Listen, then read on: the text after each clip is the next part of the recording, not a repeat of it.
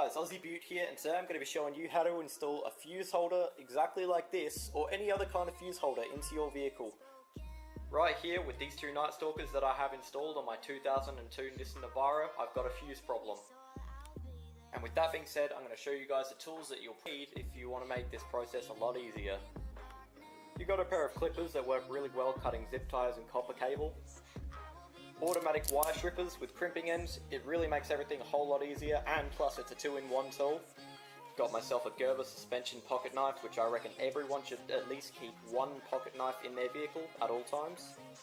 A pair of gloves. These only cost me about $2 and they work really well, prevent your hands from getting dirty, and that's basically all you could really ask for.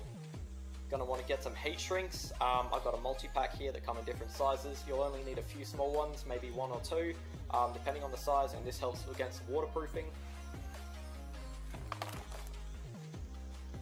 I've got myself a soldering kit that just plugs straight into your 240, and I've also got myself an extension cord, because depending on where you're working, you might need them. And I've got myself a little toolkit that I keep in my car at all times. The only things I'm really going to be using from this is the socket set, so don't worry if you don't have all these other tools. But yeah, it's always good to have a toolkit like this in your vehicle at all times. But the most important tool of all,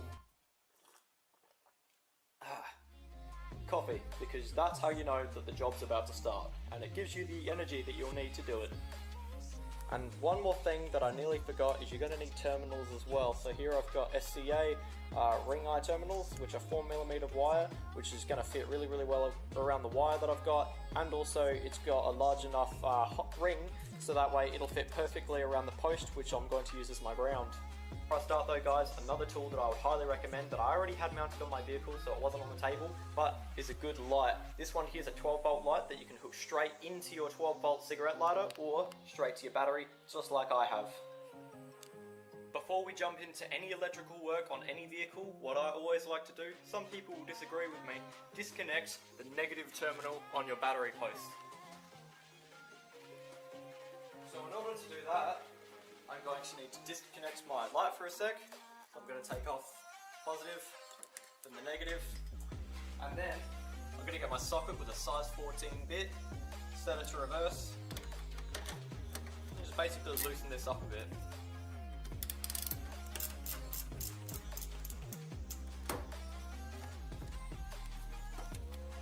Once that's off, just slide that back on, then that, and boom, we have light again. What I've done here is I've just removed the lid off of my fuse holder that's under my hood, and as you can see here, I've exposed the ground, which is connected to the fuse, which I am going to be replacing. So it's connected here. So what I've got now is I've got an extended bit on my socket, and I've got a 13 piece. I'm just basically going to break that free.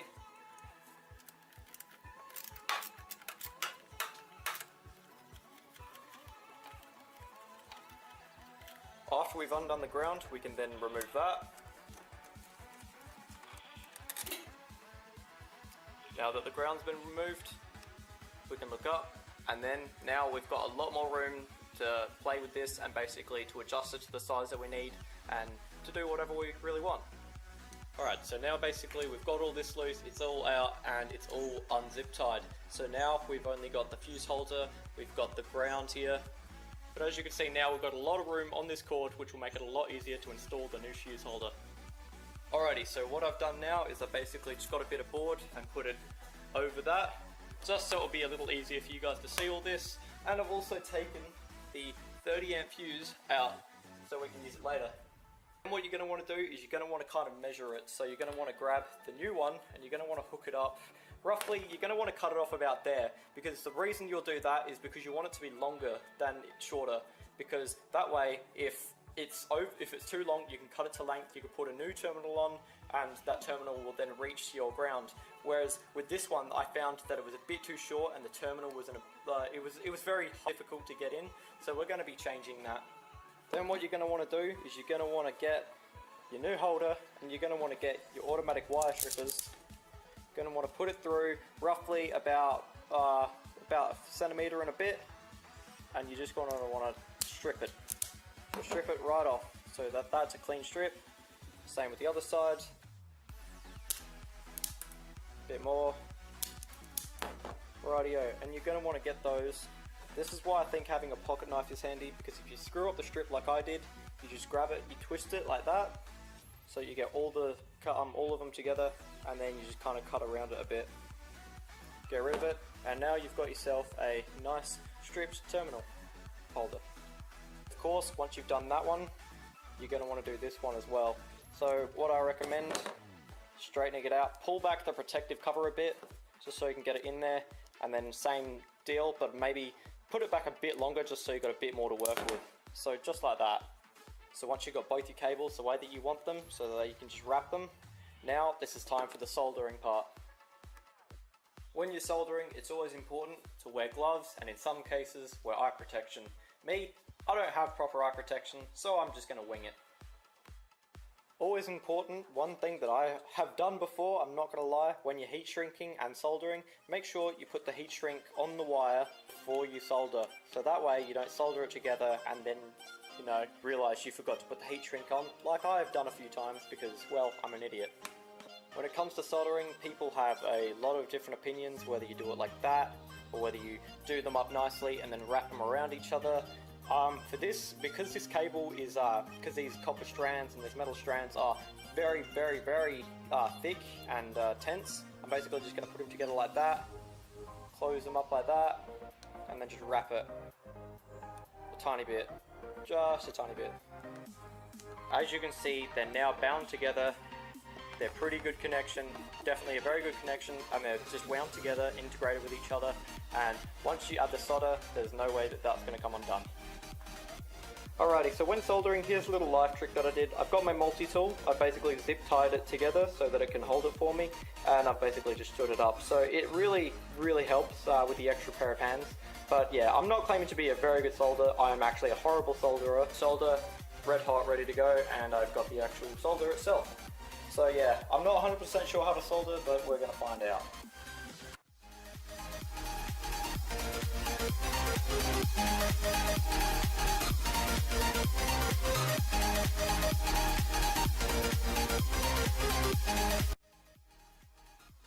So yeah, if you're like me, I always like to put electrical tape on everything, just because I have more electrical tape than any person should have in their lifetime.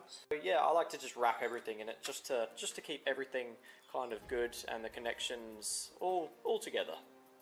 Rightio, and now for the fun bit where I always manage to burn myself because I can't afford a heat gun. Basically, you got your heat shrink, you want to slide over like I just have, and you're going to want to get a lighter and just shrink it right over, just like so. You're just going to heat shrink it all.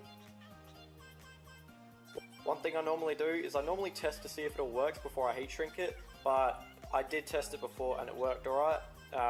But yeah, so it should be right, Pretty well heat shrunk, it's all good. If I burnt it any more, it would probably catch fire. Alrighty, and now for the final step, which is mounting your terminal onto the actual wire. So you're going to want to twist the wire around a few times just to get them all spilled up together, just like that. Then what you're going to want to do is, because we've got the right diameter of eyelet, we're going to want to slide it right in until it kind of pokes through a bit. There we go, and that's perfect. Alrighty. So now that's been crimped in, just like that, and as you can see, not going anywhere at all. What I like doing for a bit of added protection, I'm just going to add the rest of my heat shrink on, just because I have a little bit left that wouldn't really be used for anything else, and it would have probably been thrown away anyway, so I'm just going to use a little bit of heat shrink on here, just to really finalise this last terminal.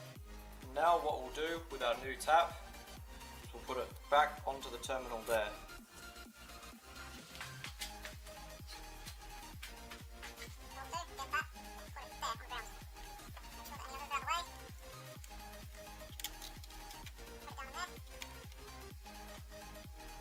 Get your nut, put your nut back down.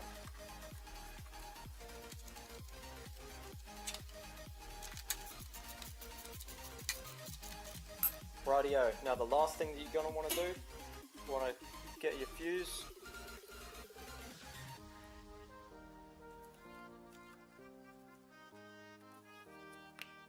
Close it up like that. disconnect your light.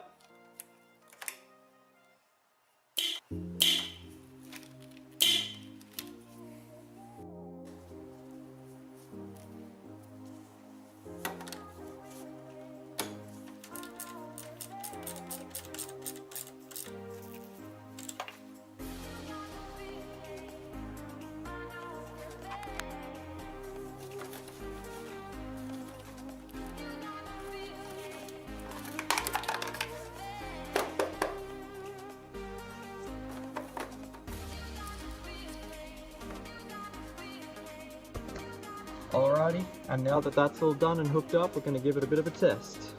So we're going to turn off our light bar, we're going to switch it on, and success!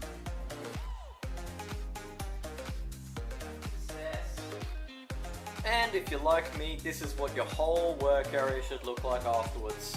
Just an absolute mess, rubbish everywhere. But hey, now the lights work and that's all that really matters. I think this would have stopped a few of the problems that I've had. Number one was grounding. I found that the grounding on the lights wasn't the best, so that fixed one problem. The waterproofing of the fuse was also another problem that was fixed. So today's been a pretty productive day. So yeah guys, now we're up to that part of the video where your coffee cup is empty, you take your gloves off, now you have to clean up this mess.